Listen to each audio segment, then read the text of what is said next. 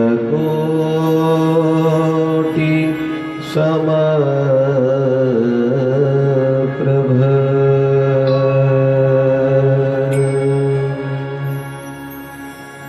निर्विघ्नं कुरु मे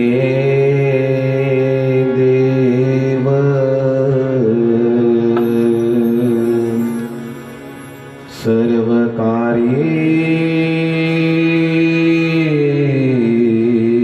सर्वकार्येषु सर्वदा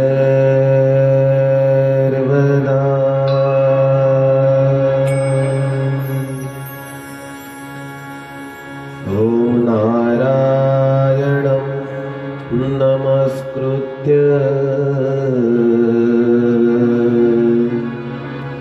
नरं चैव नरोत्तमं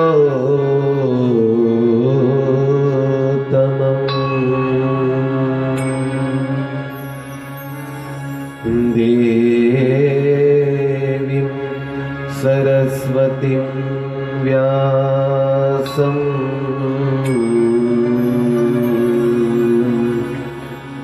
ततो जयमुदीरये।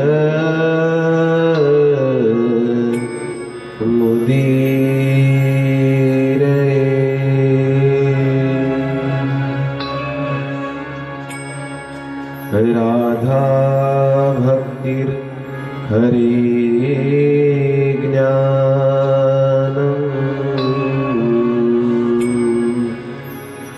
याभ्यां सा च समन्वितम्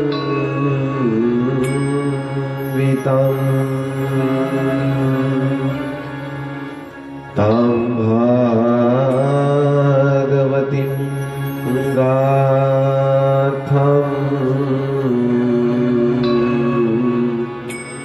वन्दे युगलरूपिणीम्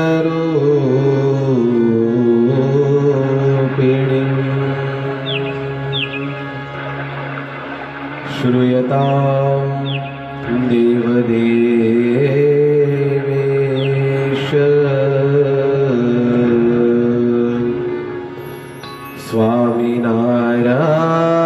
स्वामिनारायण प्रभो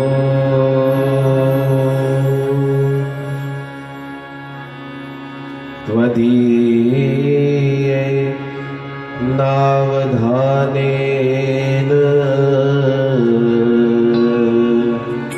कथयिष्ये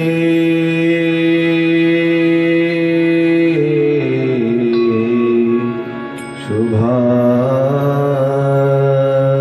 कथा कथयिष्ये शुभा कथा। श्री राधे राधे गोविंद गोविंद राधे राधे राधे गोविंद गोविंद राधे श्री राधे राधे गोविंद गोविंद राधे श्री राधे राधे गोविंद गोविंद राधे गोविंद राधे गोपाल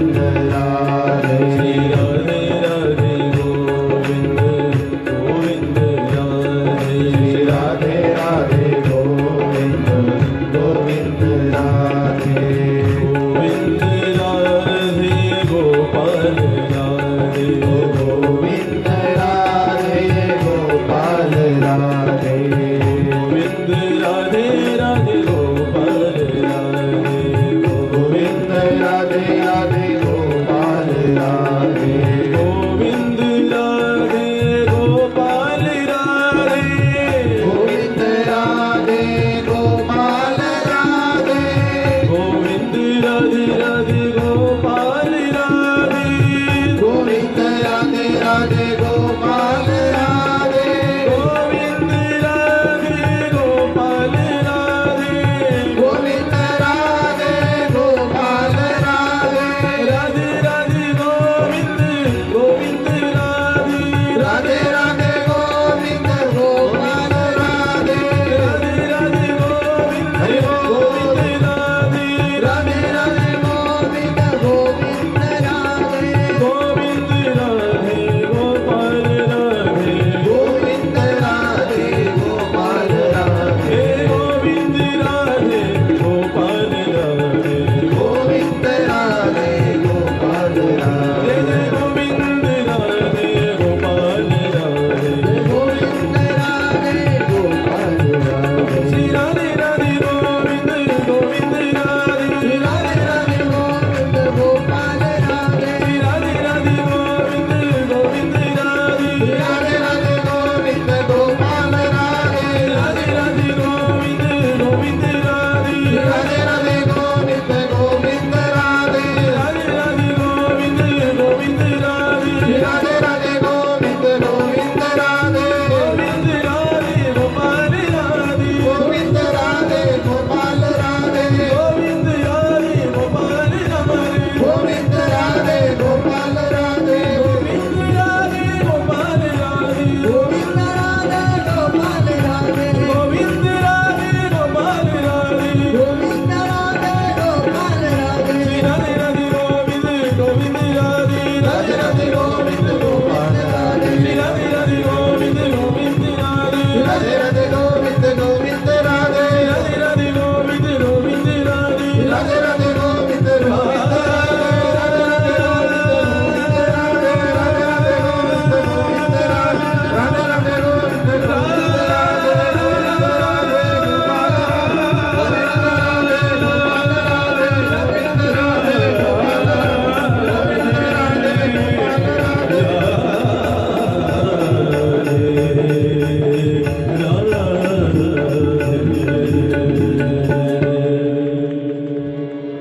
श्री राधे राधे गोविंद गोविंद राधे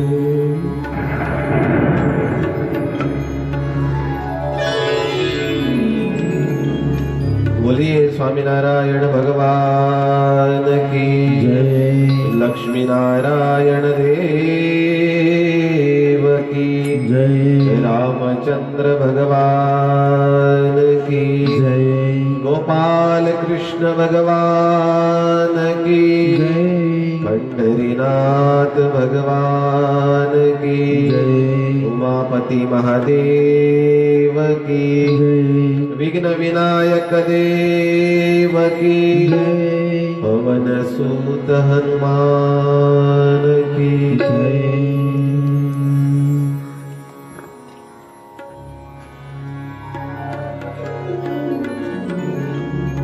एकमेव दुर्गोत्सव मंडळाद्वारे आयोजित श्रीमद भागवत सप्ताह ज्ञानयज्ञ पारायण या ज्ञानगंगेचा आपला हा सप्तम दिवस, अंतिम दिवस. शुभारंभ करूया. सर्वप्रथम परमेश्वराच्या चरणी, ग्रामस्थ देवतांच्या चरणी, गुरुजनांच्या चरणी प्रणाम करूया.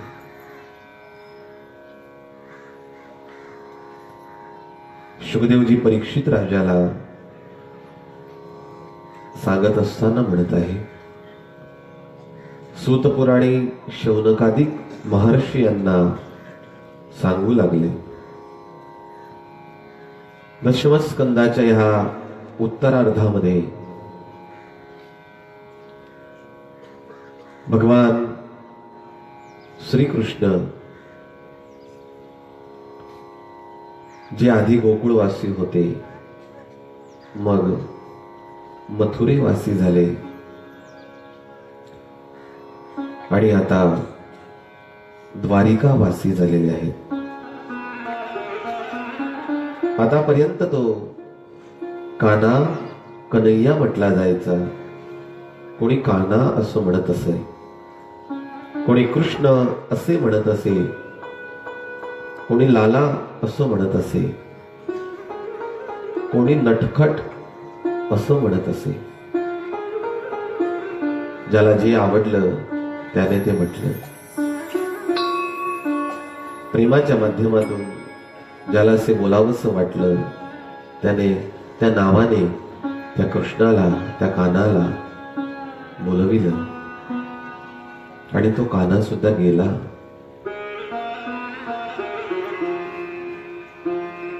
भगवंताच्या भक्तीमध्ये, भगवंताच्या ह्या सत्संगामध्ये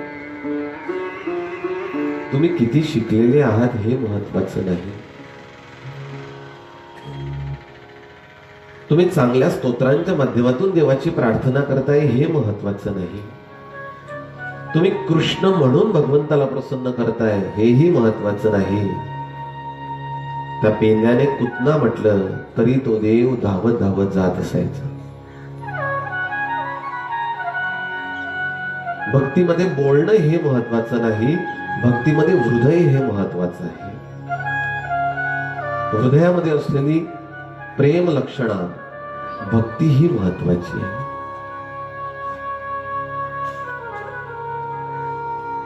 मथुरावासी जे होते ते आता द्वारिकाधीश झालेले आहे. आता त्यांचं नाव आहे द्वारिकाधीश.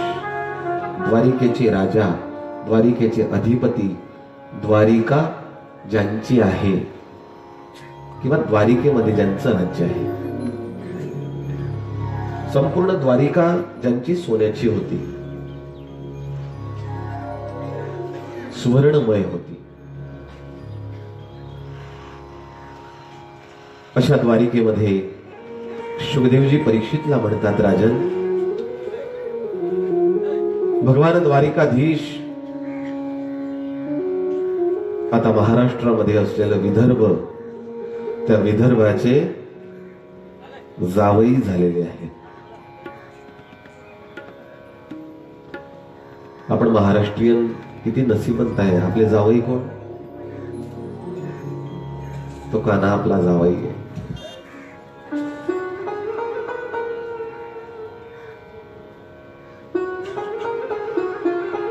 शुकदेवजी खूप सुंदर दशमस्कंदाच्या उत्तरार्धामध्ये विदर्भ म्हणजे महाराष्ट्र याची परिकल्पना दिलेली आहे.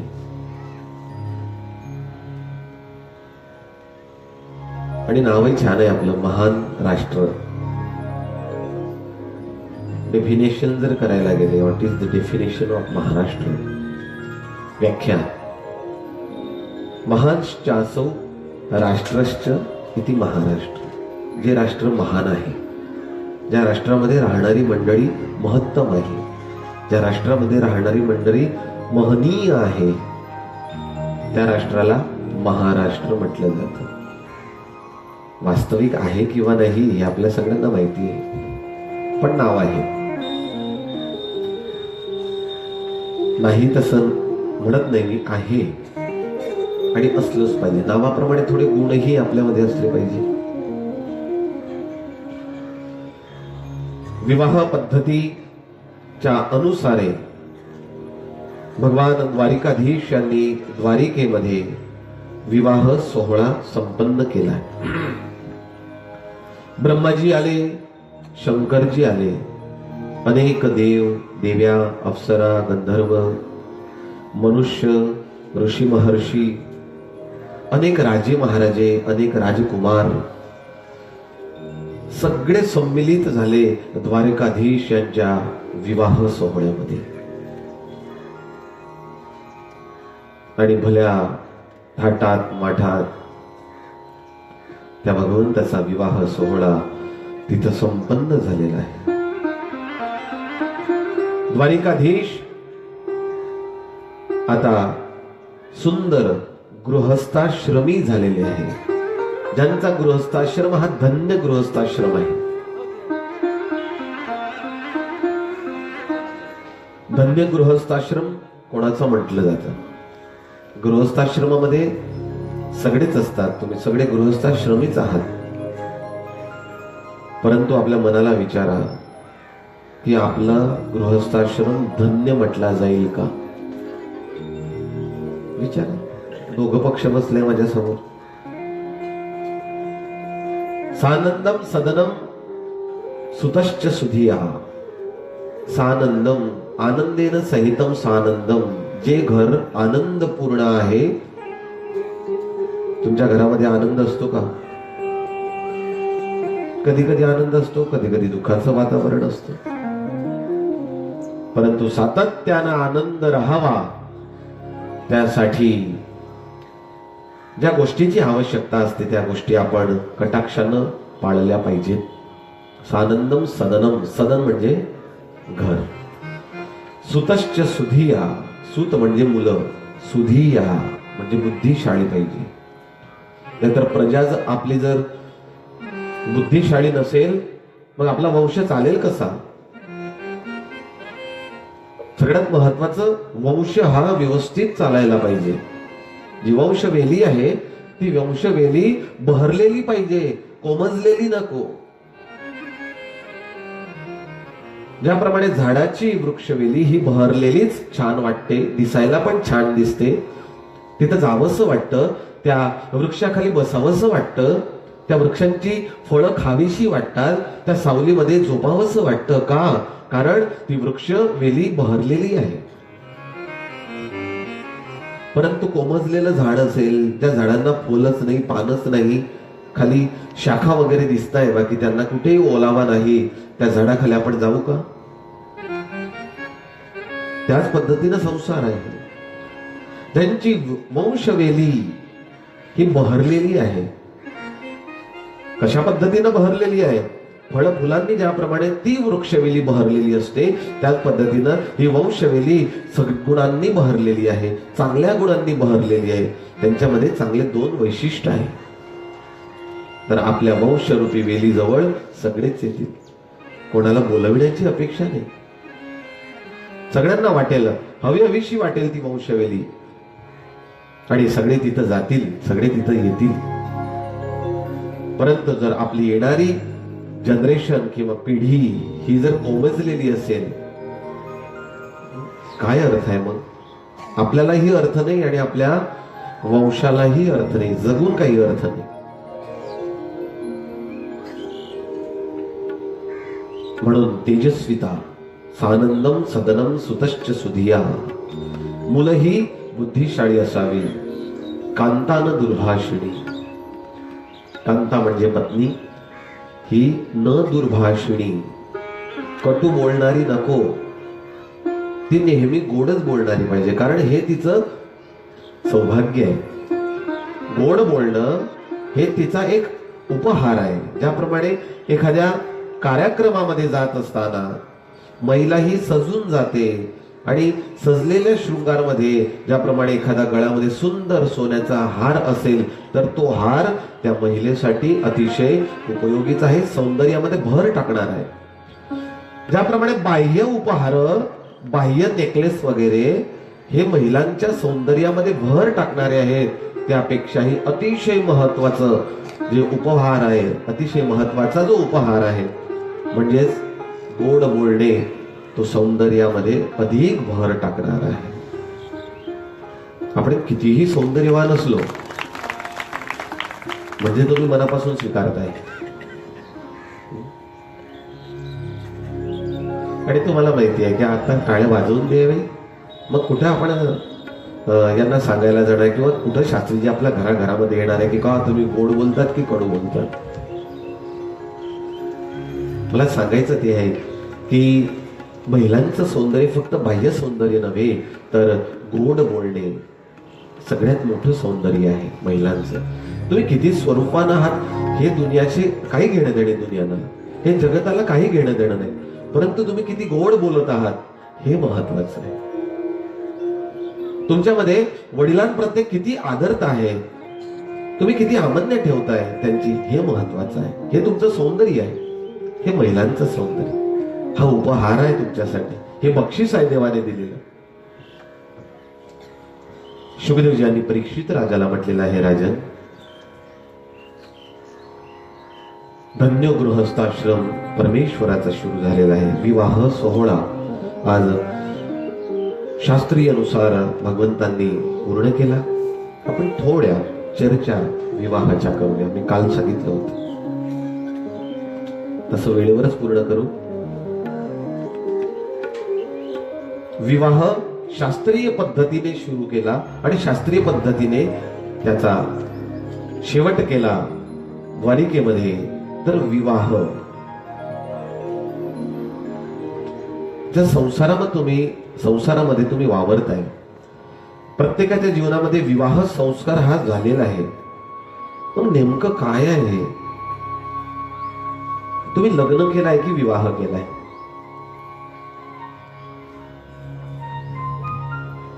पटकन सांगा बरं, वेळ नाहीये. माझ्याकडे 1 तास आहे आज फक्त. 1 तासात मला 2 स्कंद आणि या सगळ्या गोष्टी सांगायच्या. लग्न केलाय की विवाह केलाय? दोघं केले विवाह. मग आपण जाताना म्हणतो की आम्ही लग्नात जातोय, मग आमच्या मुलीचं लग्न करायचं आहे, आमच्या मुलाचं लग्न करायचं आहे, आपण असं म्हणतो. दोघांमध्ये थोडा भेद आहे शब्दाच्या माध्यमातून. लग्न, लगती इथे लग्न. ऐकतोय ना विशाल? लगती इथे लग्न. तात्पुरते, आपल्या मराठी भाषेमध्ये म्हणायला लागलं तात्पुरते, साहजिक एक आकर्षण. लगती एक आकर्षण होणे, त्याला लग्न म्हटलं जातं. लगती केवळ फक्त जवळ येणे, सानिध्यात येणे, आकर्षण होणे, बस याला लग्न असं म्हटलं जातं. परंतु शास्त्रकारांनी सांगितलं की विवाह म्हणजे विवाह, वह नयती असं संस्कृतचा एक धातू आहे, म्हणजे एक वर्ब आहे. इंग्लिशमध्ये आपण वर्ब म्हणतो धातू, वर्ब त्याला प्रत्यय लागतात. तर वि नावाचा एक उपसर्ग आहे, त्याला वह नयती, त्या वह नयतीचा अर्थ होतो नयती नेणे, पोहोचविणे, प्राप्त करणे, डेस्टिनेशन पर्यंत जाणे. तर विशेषेण वहती नयती इति विवाह. पुरुषांनी लक्ष द्यायचं. विशेषेण वहती नयती प्रापयती इति विवाह. उदात्त वृत्तीने आपल्या साथीदाराला, उदात्त वृत्तीने एखाद्या कन्येला स्वीकार करणे. केवळ स्वीकारच नाही, परंतु स्वीकार करून विशेषण वहती, विशिष्ट पूर्ण तिचं वहन करणे, म्हणजे तिची सांभाळ घेणे. नयती नेणे, कुठपर्यंत नेणे? जोपर्यंत तुम्हाला जायचं असेल शेवटपर्यंत, तोपर्यंत तिला नेणे. मध्ये सोडून देणे नाही, तो विवाह नाही. प्रापयती म्हणजे पोहोचविणे. डेस्टिनेशन जे तुमचं असेल शेवटचं, मनुष्याचं, पुरुषाचं, तोपर्यंत स्वतःच्या पत्नीला नेणे, पोहोचविणे, तिची सांभाळ घेणे. आणि ते फक्त सांभाळ किंवा नेणेच नाही, विशेषेण. पहिला शब्द कोणता येतो? विवाह. वि म्हणजे विशेषेण. दुर्लक्ष करून चालत नाही, म्हणून विशेष त्या पत्नीचं वहन करणे, तिची सांभाळ घेणे, वेळोवेळी तिला मार्गदर्शन करणे. वेळोवेळी ती सुखात असेल तर ठीकच आहे, परंतु दुखात असेल तर तिची सांभाळ घेऊन सांत्वना देणे, आश्वासन देणे, याला विवाह असं म्हटलं जातं. सुखदुःखामध्ये बरोबर राहणे, शेवटपर्यंत तिचं वहन करणे, त्याला विवाह म्हटलं जातं. विवाह हा केवळ आणि केवळ ब्राह्मणांच्या, अग्निदेवतांच्या, ग्रामस्थ देवतांच्या, इष्टदेवतांच्या, आई वडिलांच्या आणि संतांच्या, ऋषी महर्षींच्या सानिध्यामध्येच केला जातो. जो होतो सगळ्यांच्या संमतीनं त्याला विवाह म्हटलं जातं. आणि लग्न फक्त कोर्टामध्ये जे होतं त्याला लग्न म्हटलं जातं. कारण ते केवळ फक्त आकर्षण असतं, त्याच्या पलीकडे दुसरं काही नाही. आणि म्हणून तुम्ही ठरवायचं आहे की तुम्हाला लग्न करायचंय की विवाह करायचंय. तुम्ही नाही बरं का आता यांना म्हणतो. किंवा तुम्ही ठरवून घ्या आता की तुम्ही काय केलंय.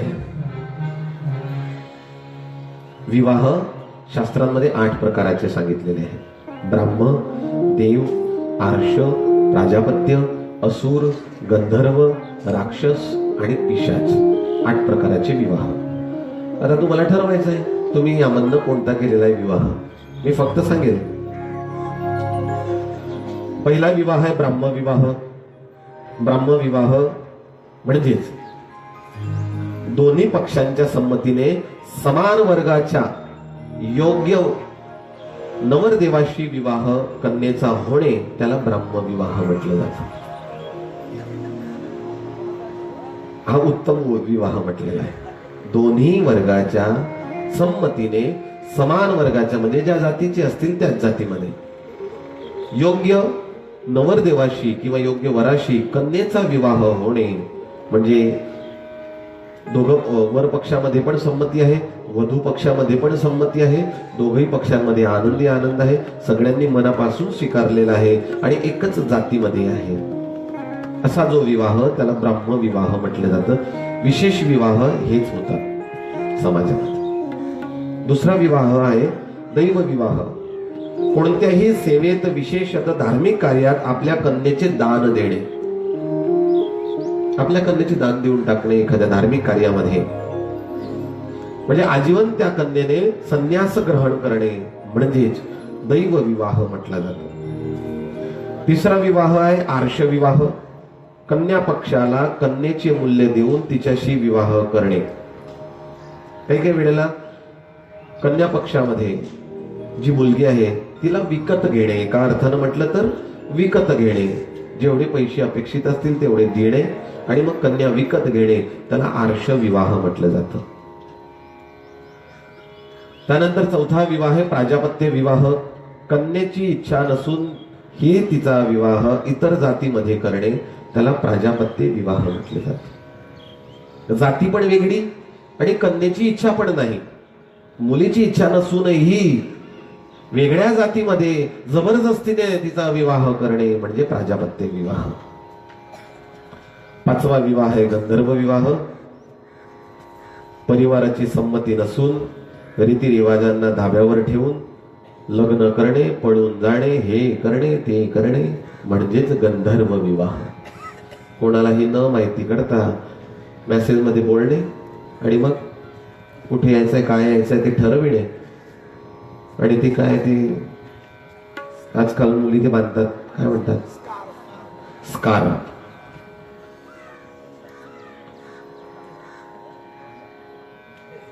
सौंदर्याची सांभाळ घेतली पाहिजे हे बरोबर आहे, योग्यच आहे, ह्यामध्ये चुकीचं नाही.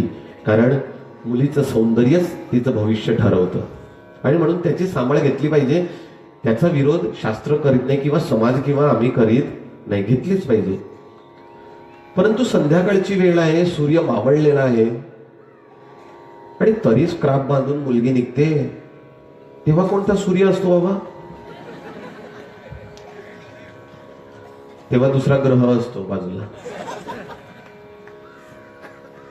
तुम्हाला समजतंय मी काय सांगतोय? सौंदर्याची सांभाळ घेऊ नका असं मी म्हणत नाही, ते तर तुमचं भविष्य आहे, त्याच्यावर तुमचं भविष्य ठरणार आहे, केलंच पाहिजे.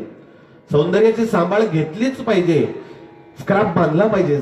ठीक आहे, तुम्ही भर उन्हामध्ये निघाल आणि त्या उन्हाच्या त्या किरणांनी तुमचा चेहरा थोडा काळसर होईल, गढूळ होईल, खराब होईल, मी समजू शकतो. परंतु ऊनच नाही किंवा थंडीची दिवस आहे आणि ऊन नाही, पावसाळा आहे, संध्याकाळची वेळ आहे, सूर्य मावळलेला आहे, सकाळची वेळ आहे, सूर्य दिसतच नाही आहे आणि तेवढं पण ऊन नाही की ते चेहऱ्याला नुकसानकारक ठरेल, एवढं पण ऊन किंवा ताप नाही. मग एवढं सगळं नसूनही मुलगी जेव्हा स्क्राफ बांधून निघते, काय अर्थ आहे याच्या मागे? स्वतःच्या वडिलांच्या समोरून ती निघाली तरी वडिलांना समजत नाही की ही माझी मुलगी जाते. दुसऱ्यांची गोष्ट दूरच राहिली हो. आणि म्हणून मला असं म्हणायचं आहे की बांधा, त्याची नाही. आई वडिलांनी पण मोकळं द्यायला पाहिजे की बांधा, परंतु जर बांधण्याची आवश्यकता नाहीच तिथं बांधून उपयोग नाही. मग जर तुम्ही बांधत असाल तर समथिंग इज रॉंग, कुठंतरी खोटं आहे, कुठेतरी तुम्ही चुकताय, कुठेतरी तुमच्या जीवनामध्ये दुसरा भाव येतो आहे आणि म्हणून तुम्ही तुमच्या मार्गावरनं दूर जाताय. आधीच्या महिला सुंदर नव्हत्या का हो? हे आज्या जे आहेत आता, हो तुमच्यापेक्षा आज्या सुंदर अजूनही दिसत आहे. टाळ्या कोणी वाजवल्या? आजींनी वाजवल्या. मग त्यांच्या जमान्यामध्ये कुठंच क्राफ्ट होता? आणि ह्या गोष्टी जर आम्ही ह्या स्टेजवरून किंवा ह्या व्यासपीठावरून नाही सांगितल्या मग कोण सांगेल? आणि म्हणून मुद्दामून मी हा विषय घेतोय जो प्रत्येक आई वडिलांच्या मनामध्ये असू शकतो, असेलच एखाद्या वेळेस, परंतु नाही बोलू शकत ते. आणि म्हणून बांधा त्याची नाही, परंतु वेळ पाहून, योग्य ती जागा पाहून किंवा आई वडिलांनी पण त्या पद्धतीनं आपल्या मुलीला सांगावं.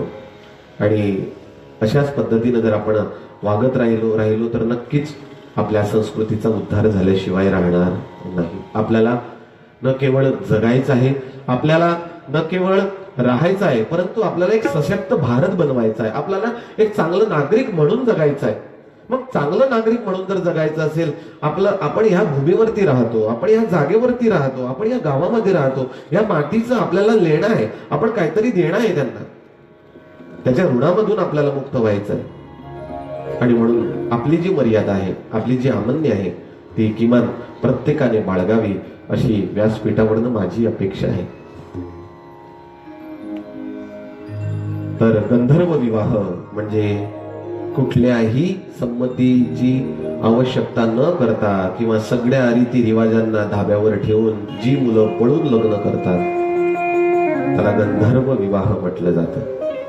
6वा विवाह आहे असुर विवाह, म्हणजे चक्क कन्येला जबरदस्तीने ओढून आणून तिच्याशी लग्न करणे, बदल्यात तिला काय त्याच्या वडिलांना गाय दाणा देणे किंवा सोने चांदी देणे, तो भाग वेगळा झाला, परंतु मुलीची इच्छा नसून तिच्याशी लग्न करणे म्हणजेच असुर विवाह. राक्षस विवाह त्याला म्हटलं जातं. कन्येच्या संमतीशिवाय जबरदस्तीने अपहरण करूनही तिला कोंडून ठेवणे, एका रूम मध्ये एखाद्या ठिकाणी कोंडून ठेवणे, त्याला राक्षस विवाह म्हटलं जातं. आणि पिशाच विवाह तो आहे की कन्या एखाद्या नशेमध्ये असताना तिच्याशी विवाह करणे.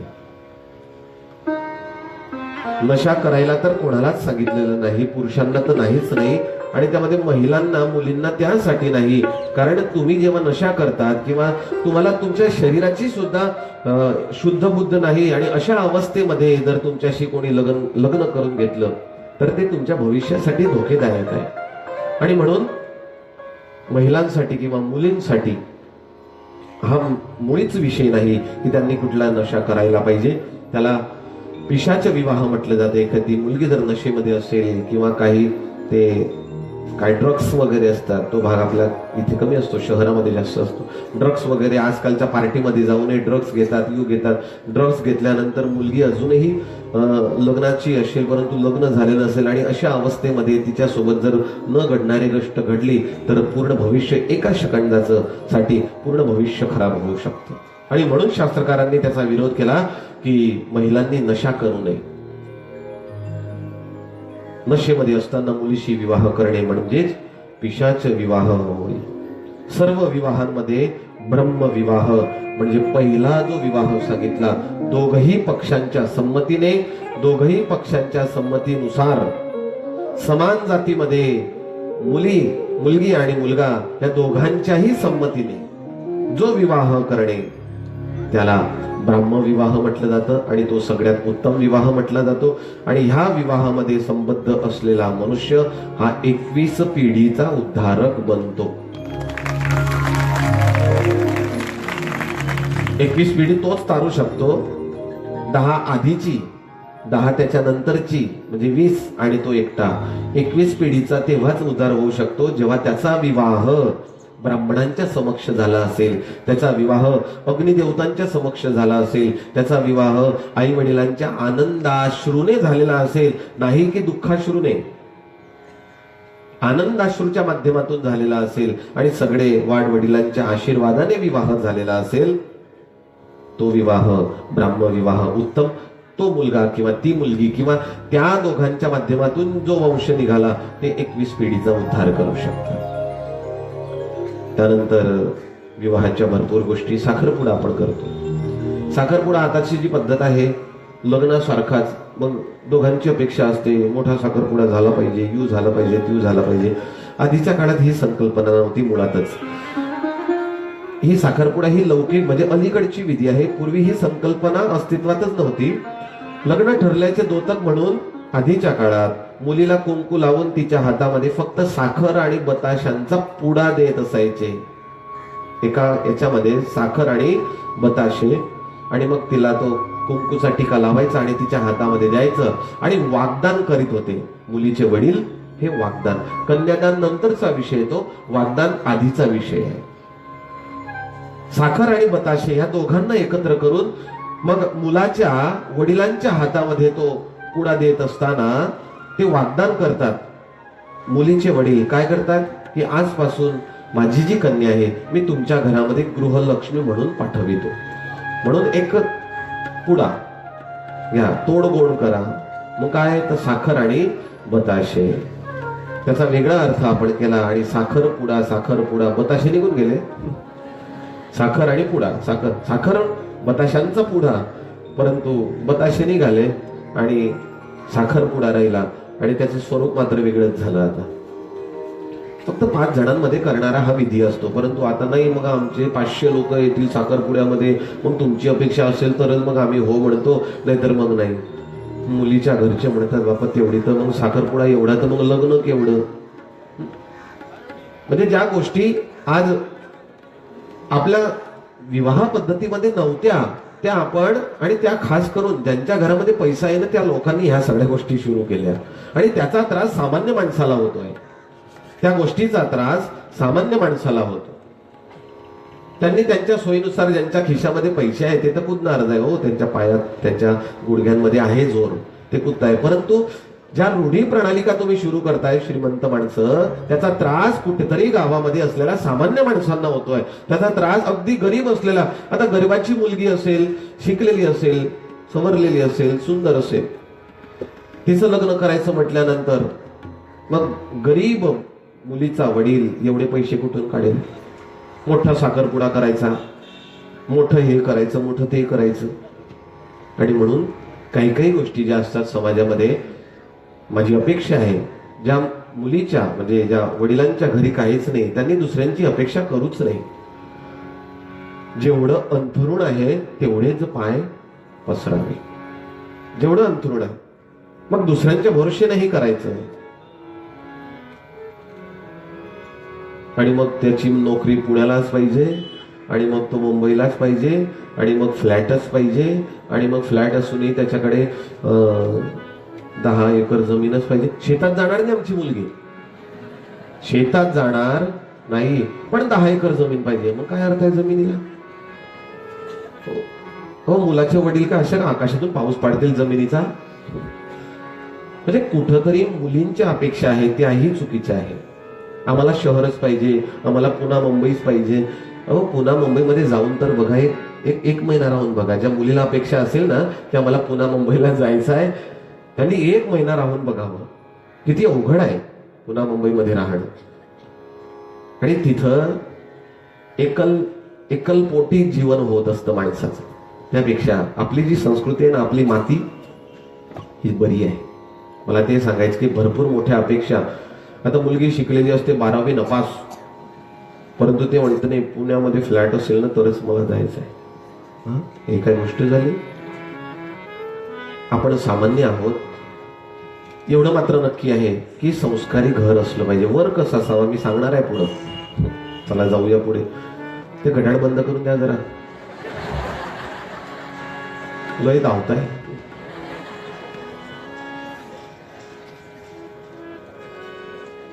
तर साखरपुडा याची पद्धत अशी असते, आजकाल वाढलेलं आहे. शेवभाजी आधी फक्त पोहे आणि शिरा असं द्यायचे, पण आता मग शेवभाजीच झाली पाहिजे, मसाले भाजी झाली पाहिजे, पुरी झाली पाहिजे, हे झालं पाहिजे, ते मग तो कॉन्ट्रॅक्ट दिला पाहिजे, मग एवढाच मंडप पाहिजे, मग ते बसण्यासाठीची टेबल पाहिजे, भरपूर अपेक्षा वाटल्या. साखरपुडा याची पद्धत अशी आहे की फक्त साखर, बताशा आणि पुडा हातात घेऊन जेव्हा मुलीचा वडील मुलाच्या वडिलांच्या हातामध्ये देतो तेव्हा काय म्हणतो, शास्त्रकारांनी सांगितलं, इमाम कन्याम तुभ्यम दधाती परमेश्वर भार्यार्थम परिगृणेश्वर प्रसिद्ध सकलेश्वर. मुलगा असतो आणि मुलाचा वडील असतो, दोघांच्या हातामध्ये देत असताना मुलीचे वडील म्हणतात की इमाम कन्याम प्रदास्यामी, ही माझी जी कन्या आहे हे परमेश्वर. तेव्हा नवरदेव हा कोणी सामान्य माणूस नसतो, परंतु तो त्या मुलीसाठी पती परमेश्वर असतो, आणि म्हणून ते विशेषण लावण्यात आलंय की हे पती परमेश्वरा, माझ्या मुलीच्या ही कन्या मी तुम्हाला देतो आहे. कशासाठी? भार्यार्थम परिगृणाश्वी, पतीसाठी, पत्नीच्या रूपामध्ये माझ्या कन्येला तुम्ही स्वीकार करा. अशा पद्धतीनं वाग्दान केलं जातं. साखरपुडा म्हणजे फक्त वाग्दान नाही की दुसरी कुठलीही प्रक्रिया. मग कन्यादान करताना कन्यादान कशासाठी असतं आणि कन्यादान करताना नेमकं काय असतं तेही सांगण्यात आलेलं आहे. समस्त पितॄणाम निरतिशयानंद प्राप्त्यर्थम ब्रह्मलोकावाप्ते कन्यादान कल्पवाप्ते अनेन वरेण अस्याम कन्यायाम उत्पादिष्यमाणः समतत्या द्वादशावरान द्वादशापरान पुरुषान पवित्रीकर्तुम आत्मानश्च लक्ष्मीनारायण प्रीत्यर्थे ब्रह्म विवाह विधीना कन्यादानम अहम करिष्ये असा संकल्प पिता करतो. भरपूर लोकांनी कन्यादान केलं असेल. यामध्ये काय केलंय तुम्ही कन्यादान करताना? काय म्हटलंय? मी सांगतो, तुम्ही काय म्हटलंय? ही माझी कन्या देतो मी या वराला समस्त पितॄणाम निरतिशय आनंद प्राप्ती अर्थम, सगळ्या पितृंच्या निरतिशय आनंद प्राप्तीसाठी माझी कन्या मी देतोय. दुसरी गोष्ट, ब्रह्मलोकादी धाम प्राप्ती अर्थम, म्हणजे पती आणि पत्नी या दोघांच्या माध्यमातून भगवंताचं नामस्मरण झालं पाहिजे, भक्ती झाली पाहिजे, परोपकार झाले पाहिजे आणि शेवटी त्यांना ब्रह्मधाम मिळालं पाहिजे, त्यासाठी माझी कन्या मी तुला देतो आहे, नवरदेवाला म्हणतात. त्यानंतर अस्याम कन्या उत्पादिष्यमाण, या कन्येच्या माध्यमातून जी प्रजा निर्माण होईल त्या संतत्या द्वादशा वरान, 10 आधीची आणि 10 नंतरची अशा द्वादशा परान अशा वंशजांना पवित्र करण्यासाठी आणि स्वतःवर लक्ष्मीनारायण भगवंताची प्रसन्नता प्राप्त व्हावी त्यासाठी माझी ही जी कन्या आहे मी नवरदेवाला देतो आहे, असं कन्यादान करताना पिता म्हणतो. त्यानंतर अनेक गोष्टी सांगितल्या. गोत्र सांगितलेलं आहे. विश्वामित्रो जमदग्नि भरद्वाजोथ गौतमः अत्रिर्वसिष्ठ कश्यप इत्येते सप्त ऋषेः. 7 ऋषींचं गोत्र बहुधा असतं. तुमचं प्रत्येकाचं असेल. आणि एखाद्याला जर गोत्र माहिती नसेल तर त्याने काय करावं? आता लग्न करायचं आहे परंतु गोत्रच आम्हाला माहिती नाही, तर शास्त्रकारांनी सांगितलं की गोत्र जर माहिती नसेल तर समस्त प्रजा काश्यपोत्पन्नाः, समस्त ज्या प्रजा आहेत जगामध्ये त्या सगळ्या कश्यप ऋषीच्या वंशामध्ये येणार आहे. म्हणजे ज्याला ज्याचं गोत्र माहीतच नाही त्यांनी सरळ कश्यप लिहायचं, काही होत नाही, काही अर्थ म्हणजे काही होणार नाही. कश्यप हे सगळ्यांचे ऋषी आहेत. त्यानंतर विवाहास योग्य कन्येची लक्षणं सांगितली, अतिशय महत्वाची. ज्यांच्या घरामध्ये मुलं आहेत ना त्यांनी ऐकायचं आहे. आणि जेव्हा कन्या बघायला जाल तेव्हा ही गुण तिच्यामध्ये असली पाहिजे. फक्त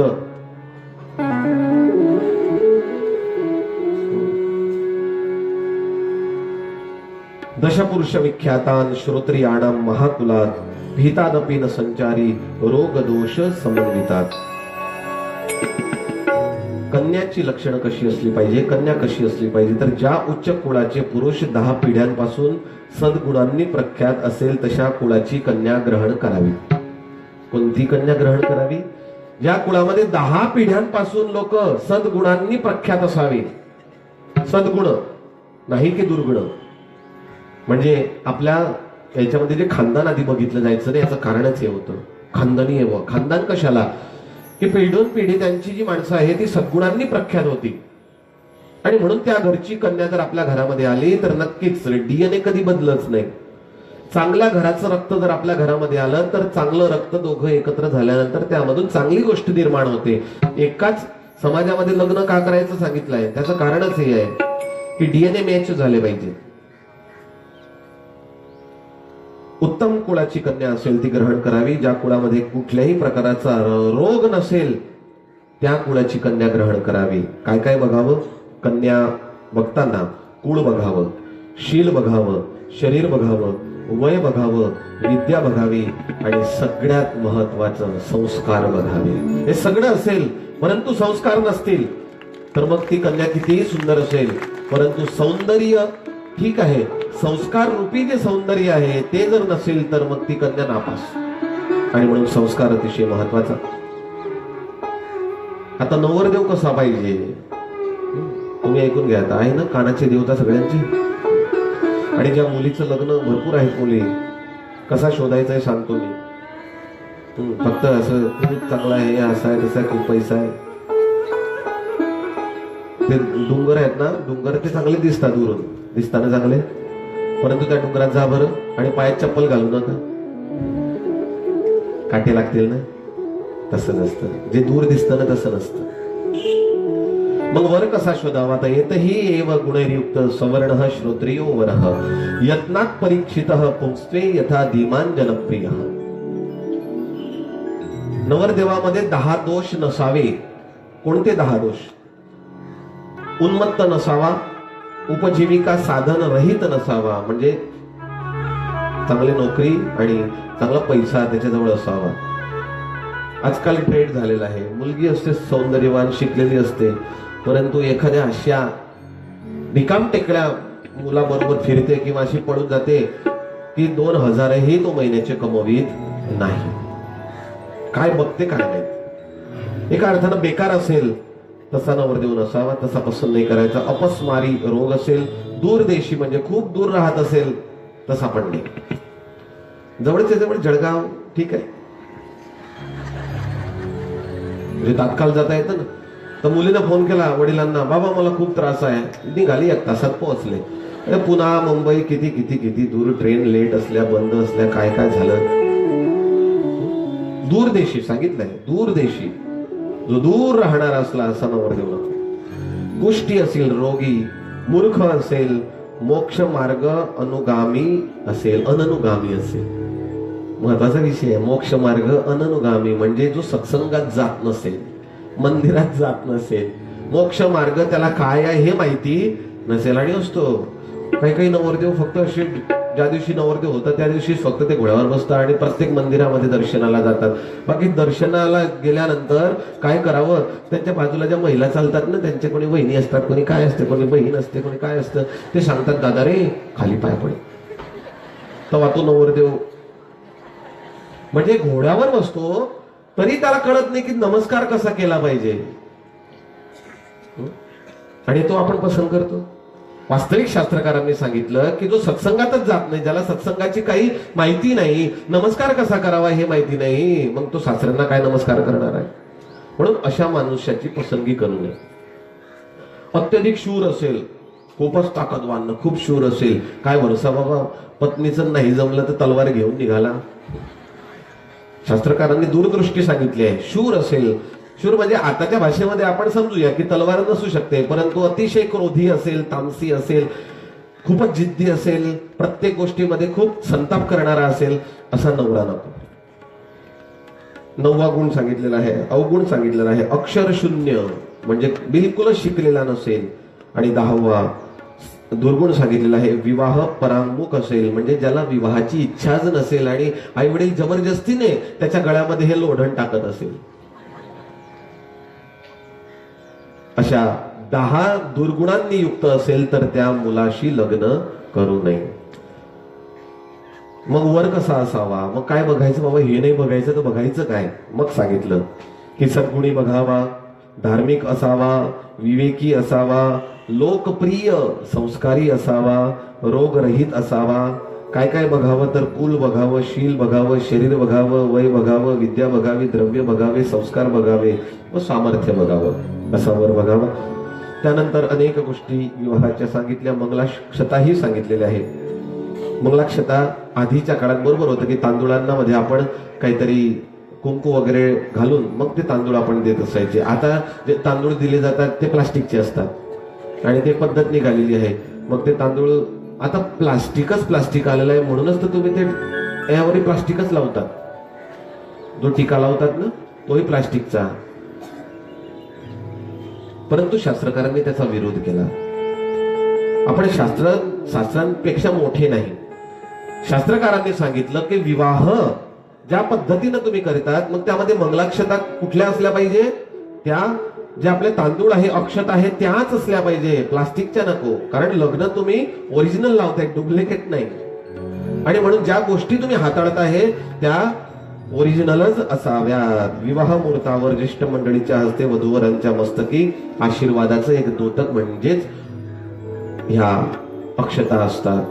एवढं सांगितलेलं आहे की प्रत्येकाच्या हातामध्ये ज्या अक्षता आहेत ना त्या कोणाच्या पायाखाली तुडविला जाणार नाही याची पण काळजी घ्यायची. परंतु आता ते शक्य, लोक तर हातात ब्राह्मण देवता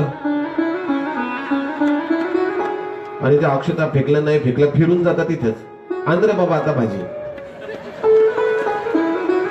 एवढी घाई असते. कोणाला काही घाई तर कोणाला काय घाई. नवरदेवाच्या बापाला दुसरी घाई, नवरीच्या बापाला दुसरी घाई. तर लोकांना फक्त, आणि त्याचंही कारण आहे हो, एक दिवशी 10 लग्न अटेंड करायची असतात.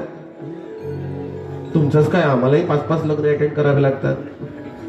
वेळ एक सारखी असते. एक लग्न इथं असतं, एक लग्न भुसावळला, ते दुसरं लग्न जळगावला. कुठं जाणार आम्ही. आणि म्हणून मंगलाक्षता हे तांदूळांना हळदीत व कुंकुवात रंगवून वाहाव्यात.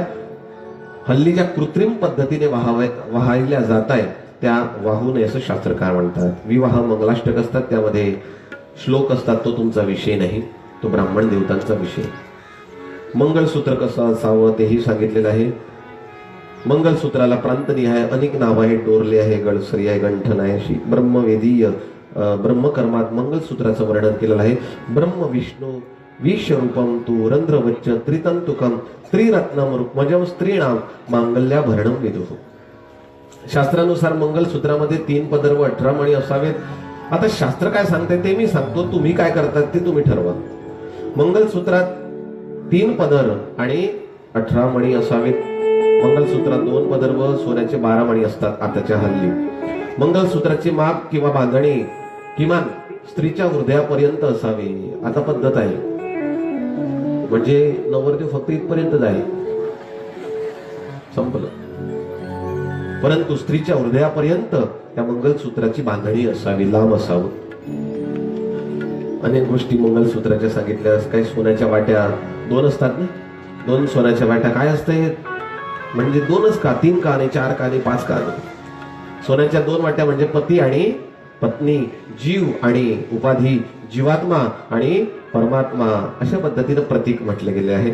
मंगळसूत्रामध्ये उडदाच्या आकाराचे 365 काळे मणी व 11 सोन्याचे मणी जर वापरले तर पर्याप्त लांबीचे मंगळसूत्र होऊ शकते.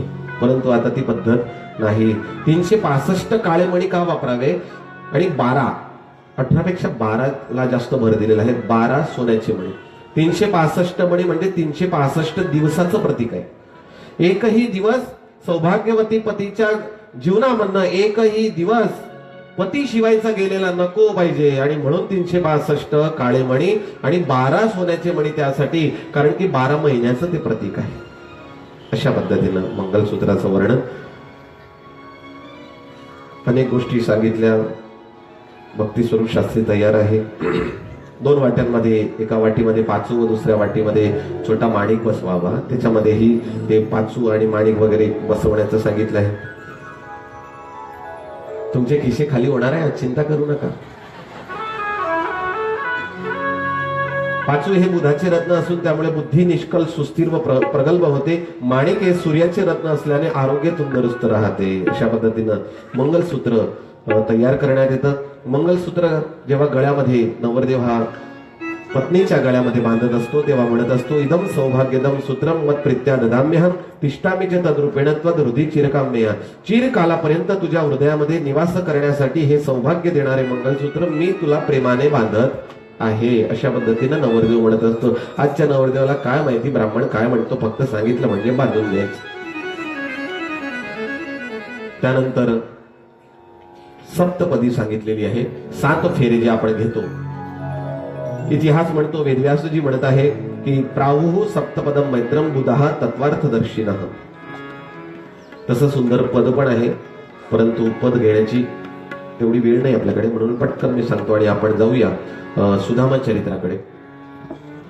7 सप्तपदी म्हटली जाते. ब्राह्मणाच्या समक्ष आणि गुरुजनांच्या समक्ष जे 7 पावले घेतली जाते, त्यामध्ये 7 पावलं घेतले जातात. त्यामध्ये पुरुष हा भगवंताजवळ मागतो. पहिल्या पावलामध्ये काय मागतो तर ईश एकपदी भव सामाम अनवरता भव पुत्रान विंदामहे भवस्ते संतु जरदष्टव.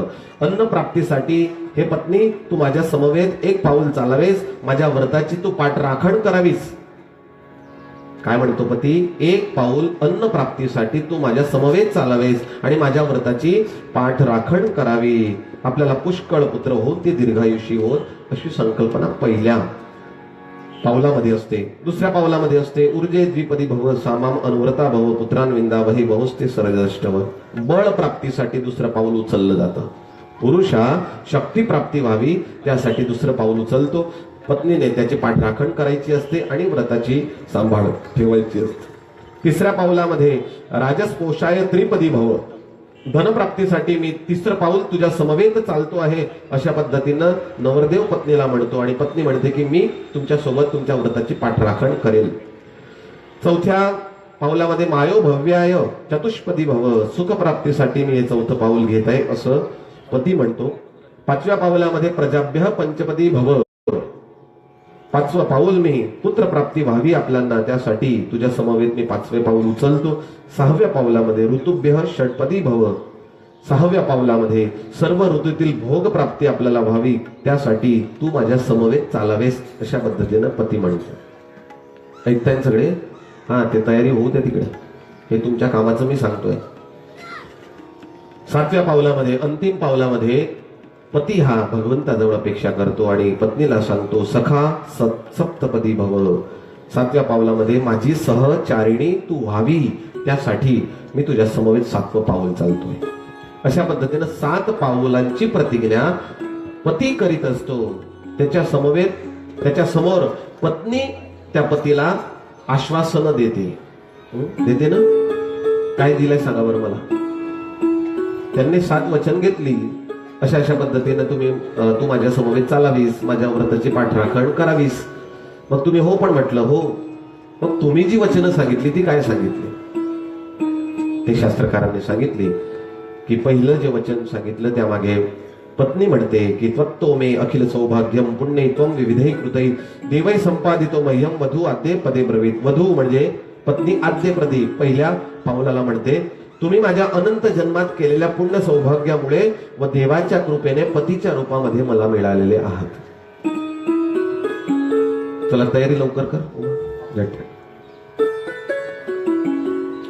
पहिलं पाऊल पत्नी ते सांगितलेलं आहे पतीला, तुम्ही माझ्या अनंत जन्मामध्ये मला सौभाग्याने मिळालेले आहात, देवाच्या कृपेने पतीच्या रूपामध्ये मला मिळालेले आहात. दुसऱ्या पाऊलामध्ये पत्नी वचन देते कुटुंबम पालयिष्यामि आबाल वृद्धाधिकम यथा लब्धेन संतुष्टो मृते कन्या द्वितीयकम. महत्वाचं पाऊल आहे. तुमच्या कुटुंबात असलेली लहान मुलं व वृद्ध त्यांचे मी प्रेमाने पालन करेल. तुम्ही वचन दिलाय अग्निनारायणाच्या समक्ष, तुमच्या कुटुंबामध्ये असलेली लहान मुलं किंवा वृद्ध या सगळ्यांचं मी प्रेमानं पालन करेल. जे मिळेल त्यात संतुष्ट राहील. पतीने जे दिलं, मग 100 रुपयाची साडी आणून दिली तरी त्यामध्ये 100 रुपयाची नको, मग मला तर 500 रुपयाचीच पाहिजे, हे तुम्ही नाही सांगितलं. जे मिळेल त्यामध्ये संतोष. तिसरं पाऊल सांगितलेलं आहे तुम्ही, तिसरं वचन दिलेलं आहे पत्नीने पतीला मिष्टान्नम वेदनादिनी काले संपादये तव आज्ञा संपादिनी नित्यम. तृतीयेचा अब्रवीत वचन, मी तुमच्या घराची अन्नपूर्णा होणार. मी तुमच्या घराची अन्नपूर्णा होणार, अर्थात घरातील सर्वांना व आलेल्या अतिथी अभ्यागतांना ज्या त्या वेळेला जे ते भोजन बनवून खाऊ घालणार. अन्नपूर्णा होणार म्हणजे आलेल्या अतिथींचा सत्कार करणे अतिशय महत्वाचं. घरामध्ये कंटाळा करायचा नाही, संडे झाला म्हणजे चला हॉटेलमध्ये असं म्हणायचं नाही. त्यानंतर पाऊल सांगितलेलं आहे 4थं शुची शृंगार भूषाहम वाक्मनः काय कर्मभी क्रीडिष्यामी त्वया सार्धम तुरीयेसा अब्रवीत वरम. मी पवित्र अर्थात शरीराला साजेसा शृंगार धारण करेल. हाही महत्वाचा विषय. मी शरीराला साजेसा शृंगार धारण करेल व मन वाणी आणि कर्मांद्वारे तुमच्या सोबत राहील. दुःखे धीरा सुखे रुष्टा सुख दुःख विभागिनी नाहम परतरम गच्छे. पंचमे सा अब्रवीत पती. पतीवर कोसळलेल्या दुःखात धीरपणाने वागेल व तुमच्या सुखात सुखी राहणार, तुमच्या दुःखात दुःखी राहणार. कशीही परिस्थिती आली तरी देखील तुम्हाला सोडून कधीही जाणार नाही. अशा पद्धतीनं पत्नीने वचन दिलेलं आहे. 6वं वचन आहे सुखेन सर्व कर्माणि करिष्यामि गृहे तव सेवाम श्वशूरयोः. लक्ष द्या. चापी बंधूनाम सत्कृते तव. तुमच्या घरातील सर्व कामे मी आनंदाने करेल, कंटाळवाणा करणार नाही. सासू व सासरे तसेच ज्येष्ठ किंवा दीर त्यांची सेवा मनाने करेल. हे माझं घरचं सांगत आहे बरं. त्यासाठी श्लोक वेळ नसूनही श्लोक त्यासाठीच बोलतोय मी की सेवाम श्वशूर हो. श्वशूर म्हणजे सासरा, यो हो म्हणजे सासू. जेथे तुम्ही तिथे मी प्रेमानं वागेल. अशा पद्धतीनं 6वं पाऊल आणि शेवटचं पाऊल सांगितलेलं आहे पत्नीने. होम यज्ञादी कार्येषु भवामी च सहायकृत धर्मार्थ काम कार्येषु मनोवृत्तीनुसारिणी सर्वेच साक्षिणः त्वं मे पतिभूतः असे सांप्रतम. हे पतिदेव, तुमच्या घरात होणारे होम यज्ञादी पूजा त्यामध्ये मी मदत करेल. धर्म अर्थ काम व मोक्ष या 4ही पुरुषार्थांमध्ये तुमच्या मनाला अनुकूल होईल. तुम्ही माझे पती झाला त्यात हे सर्व साक्षी आहे. मी तुम्हास माझे सर्वस्व अर्पण करते. अशा पद्धतीनं 7 पावलांच्या मागे 7 वचन पत्नी ही पतीला देत असते. किती याद राहिली हो तुम्हाला? सांगितली मी सगळीच. मुद्दामून वेळ नसूनही मी हा विषय याच्यासाठी घेतला. कथा वस्तू आपण प्रत्येक ऐकतो, पण वाचून पण घेतो एखाद्या ग्रंथामध्ये. परंतु ह्या गोष्टी सांसारिक जीवनामध्ये अतिशय महत्वाच्या आहे की तुम्ही जी पावलं सांगितलेली आहे किंवा तुम्ही जी पावलं घेतलेली आहे त्या पावलांचा अर्थ काय होतो. अशा पद्धतीनं विवाह पद्धती त्या द्वारिकेमध्ये पूर्ण झालेला आहे. त्यानंतर भगवान श्रीकृष्ण परमात्मा यांचा अष्टपटराण्यांसह विवाह झालेला आहे.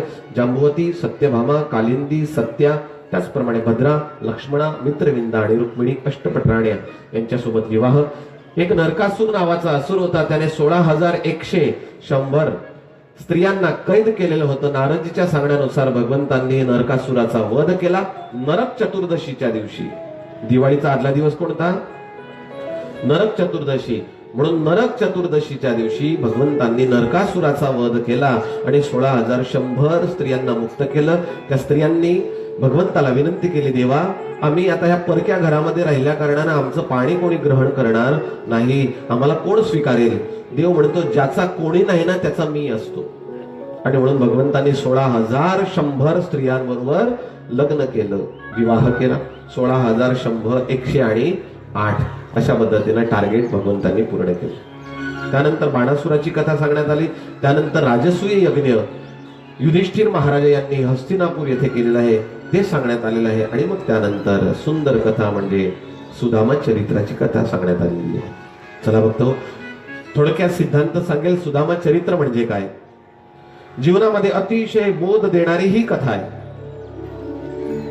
एकंदरीत आपल्या हृदयामध्ये काही अज्ञान असेल तर त्या अज्ञानाचा नायनाट व्हावा त्यासाठी ही कथा ऐकणे अतिशय महत्वाची. दुसरा सिद्धांत आहे की जीवनात माणसाला पुरुषार्थद्वारे किती व भगवत कृपेने किती मिळत असतं. आपण परिश्रम घेतो, आपण मेहनत घेतो, परंतु परिश्रमाच्या माध्यमातून आपल्याला किती मिळत आहे आणि प्रारब्धाच्या माध्यमातून आपल्याला किती मिळत आहे हे जाणणे अतिशय महत्वाचे. तिसरा सिद्धांत आहे स्वतःच्या हक्काचे घ्या. सुदामाने कृष्णाच्या हक्काचं घेतलं, बलरामच्या हक्काचं घेतलं आणि म्हणून त्याच्या घरामध्ये दरिद्रता आली. ही कथा आपल्याला ते शिकविणार की जीवनामध्ये आपला जो हक्क असेल ना तो हक्कच फक्त बाळगा. आपल्या हक्काचं घ्या, तुम्ही तुमच्या हक्कामध्ये जे येत असेल ते घ्या, पण बिन हक्काचा 1 रुपया जरी तुमच्या खिशामध्ये आला तर 1000 रुपये गमवण्याची तयारी ठेवा. हे सुदामा चरित्र सांगतं. त्यानंतर चौथा सिद्धांत आहे दरिद्रता असूनही भगवंताचं नामस्मरण कधीही सोडू नका. पोरबंदर नावाचं शहर आणि त्या पोरबंदर मध्ये सुदामा राहत होता. अतिशय गरीब अवस्थेमध्ये अवस्था ही त्याची झालेली होती. दिसायलाही जर्जर झालेला होता. घरामध्ये 4 मुलं होती. सुशीला नावाची त्याची पत्नी होती. सुदामा जेवढा धार्मिक होता त्यापेक्षाही त्याची पत्नी जास्त धार्मिक होती. आणि हे महत्वाचं आहे संसारामध्ये. पती जर धार्मिक असेल तर पत्नीने पण धार्मिकच असावं, आणि पत्नी जर धार्मिक असेल तर पतीने पण धार्मिकच असावं. त्या पत्नीला साथ सहकार द्यावा, तिच्या चांगल्या कामामध्ये, तिच्या सत्संगामध्ये, तिच्या भक्तीमध्ये ती चांगलं करत असेल तर तिला उत्साह वाढवावा तिचा, की तू कर, मी आहे तुझ्या पाठीशी. हे पतीचं कर्तव्य आहे. सुदामा आणि सुशीला या दोघांच्या जीवनामध्ये हेच होतं. खूप सुंदर ट्युनिंग होती त्यांच्या जीवनाची. दोघंही एकमेकांना समजून घेत होते. संसारात हे महत्वाचं असतं, दोघांना समजून घेणे. पती म्हणेल की नाही फक्त तू, मी माझ्या मनासारखंच तू कर, चुकीच आहे. कारण तिलाही फिलिंग्स आहेत, तिलाही कुठेतरी वाटतं आहे, ती पण तुमची पत्नी आहे, अर्धांगिनी आहे. आणि पत्नी म्हणेल की नाही फक्त माझ्या मनासारखं झालं पाहिजे, तुमचं जे असेल तेही चुकीचं आहे. दोघांनी एकमेकांना समजून घेणे, त्याला जर संसार म्हटलाय. नाही की फक्त प्रजोत्पत्ती करणे संसार नाही, ते तर पशुप्राणी पण करताय. आपल्या गावामध्ये फिरणारी कुत्रे, गाढवं वगैरे ती पण करताय हो संसार. परंतु संसार म्हणजे दोघांचं ट्युनिंग एक सारखं असावं, सुखात दुःखात कुठल्याही परिस्थितीमध्ये. ही सुदामाची कथा शिकवते. सुदामाची कथा का म्हणून ऐकावी, आपण ऐकली आहे, परंतु ह्यामधून आपण काय घ्यायचं आहे तर दोघांच्या जीवनामध्ये चांगलं ट्युनिंग असावं, एकमेकांना समजून घेणे. कधी पतीच्या मनासारखं झालं असेल तर पतीने समजावं, गेल्या वेळी माझ्या मनासारखं तू केलं होतं, चल आता तुझ्या मनासारखं होऊ दे. काही वेळेस पत्नीच्या मनासारखं झालं असेल तर मग पत्नीने समजून घ्यावं की मागे तुम्ही माझ्या मनासारखं केलं होतं, मी आता राहू देते, आता तुम्ही म्हणाल तसं आपण करूया. याने प्रेम वाढतं, याने आपुलकी वाढते, यामुळे आपल्याला जीवन जगण्याचा अर्थ कळतो. सुदामा आणि सुशीला खूप गरीब. सुदामा सकाळपासून संध्याकाळपर्यंत भिक्षा मागायला जात होता, परंतु भिक्षा त्याला मिळत नव्हती, एवढा तो गरीब होता. एक वेळा सुशीलाने सांगितलं की महाराज, पतिदेवा, तुम्ही म्हणत होता की श्रीकृष्ण परमात्मा हा माझा मित्र आहे, तर मग मित्राकडे जाऊन थोडं काही मागून या, मित्र तुमचा देईलच. तेव्हा सुदामाने सांगितलेलं आहे, तो तर भगवान आहे, त्याला समजलं पाहिजे की तुझा मित्र हा दुखी आहे. पत्नीचा आग्रह होता म्हणून सुदामा द्वारिकेला जाण्यासाठी तयार झाला. शुकदेवजी महाराज परीक्षित राजाला म्हणतात की राजन, मग आता द्वारिकेला जायचं आहे, राजाला भेटायचं आहे. सगळ्यात आधी म्हणजे द्वारिकाचा तो राजा आहे, त्यामध्ये तो भगवंत आहे. आणि म्हणून शास्त्र म्हणतात की भगवंताला भेटायला गेले, राजाला भेटायला गेले, संतांना भेटायला गेले, गुरुला भेटायला गेले, खाली हाताने जायचं नाही. स्वामीनारायण भगवान यांनी शिक्षापत्रीमध्ये पण सांगितलंय, गुरुदेव नृपेक्षार्थम न गम्यम रिक्त पाणी बिही. गुरु असतील, देव असतील, भगवान असतील, राजा असतील, या सगळ्यांना जेव्हा भेटण्यासाठी जाल तेव्हा कधीही खाली हाताने जायचं नाही. काही ना काही भेट त्यांना फळाच्या फुलाच्या रूपात भेट द्यायची. आणि म्हणून आपल्यामध्ये ती प्रथा आहे की आपण मंदिरात जातो तो मुठी घेऊन जातो, धान्य घेऊन जातो, किंवा गल्ला पेटी असेल तर त्यामध्ये काही ना काही आपण टाकत असतो. अरे नाही, पैशाच्या रूपामध्ये हार घेऊन जातो, हार आपण देतो. ही परंपरा आहे, ही आपली संस्कृती आहे. मग सुशीलाने विचार केला की आता माझे पती जात आहे देवाला भेटायला, राज्याला भेटायला, मग काय नेलं पाहिजे. सुशीला शेजारी जी महिला होती तिच्याकडे गेली. आणि आता सुशीला आणि सुदामा यांच्या घरामध्ये पोहे हवे होते, पोहे सुद्धा नाही, एवढी गरीब परिस्थिती.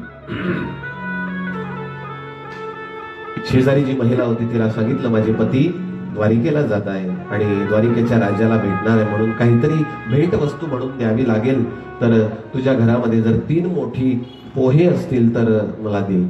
त्या शेजारी जी महिला होती तिने दिले.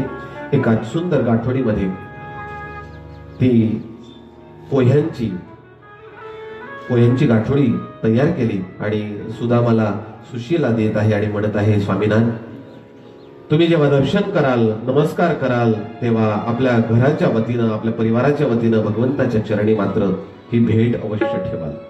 सुदामा आता पोरबंदरच्या बाहेर धीरे धीरे निघायला लागला. एकी बाजूला भगवान द्वारकाधीश यांचा दरबार भरलेला आहे. दरबारामध्ये भगवान द्वारिकाधीश, त्याचप्रमाणे रुक्मिणी, त्याचप्रमाणे सत्यभामा आदी ज्या काही सख्या गोप्या आहेत त्या आता धीरे धीरे आपापल्या राजमहेलामधनं त्या दरबारामध्ये बसण्याची व्यवस्था होती त्या दरबारामध्ये येऊ लागलेले आहे. सकाळची वेळ आहे. पूर्व दिशेला भगवान सूर्यनारायण यांचा उदय झालेला आहे आणि त्याच वेळी आपापला मेहलामधनं द्वारपाळ यांच्या समवेत द्वारिकाधीश रुक्मिणी आदी सर्व जिथं राजसिंहासन आहे, राजदरबार आहे, त्या राजदरबारामध्ये यायला लागलेले आहे. आपल्याही मंडपामध्ये द्वारपाळच्या समवेत कृष्ण आणि रुक्मिणी, सत्यभामा अधिक सख्या सगळ्या येत आहे. आपण टाळ्यांचा गजर करूया, स्वागत करूया. चले श्याम सुंदर से मिलने सुदामा, चले श्याम सुंदर से मिलने सुदामा, गाते हुए मन में, गाते हुए मन में हरे कृष्ण रामा, चले श्याम सुंदर से मिलने सुदामा, चले श्याम सुंदर से मिलने सुदामा, गाते हुए मन में, गाते हुए मन में हरे कृष्ण रामा, चले श्याम सुंदर से मिलने सुदामा, टाळी वाजत नाही. चले श्याम सुंदर से मिलने सुदामा. सुदामा पोरबंदरवरती निघालेला आहे. पोरबंदरच्या बाहेर जिथं समुद्र आहे त्या समुद्राच्या किनारी आला. विचार करतोय, मी तर म्हातारा झालो, पुरेशी शक्ती पण माझ्यामध्ये राहिली नाही, चालता मला येत नाही. अरे द्वारिका किती दूर असेल, कसं जावं. एक वेळेस तर मनात विचार केला, परत जातो घरी. परंतु दुसरा विचार आला, पत्नीने सांगितलेला आहे, सुशीलाने सांगितलं आहे, जायचं आहे म्हणजे जायचं आहे. मग जायचं आहे असा विचार केला, म्हणून परत सुदामाने डोळे बंद केले आणि त्याच वेळेस भगवंतांनी भगवंताच्या मायेच्या माध्यमातून सुदाम्याला पोरबंदरवरून अदृश्य केलं आणि द्वारकेच्या समुद्राच्या किनारी बसवले. डोळे उघडले सुदामाने आणि बघतो, अरे मी कुठं आलो, ही नगरी कोणती असेल. धीरे धीरे धीरे सुदामा हा द्वारिकेच्या मुख्य प्रवेशद्वाराकडे आता येऊ लागलेला आहे. जय हो. लोटा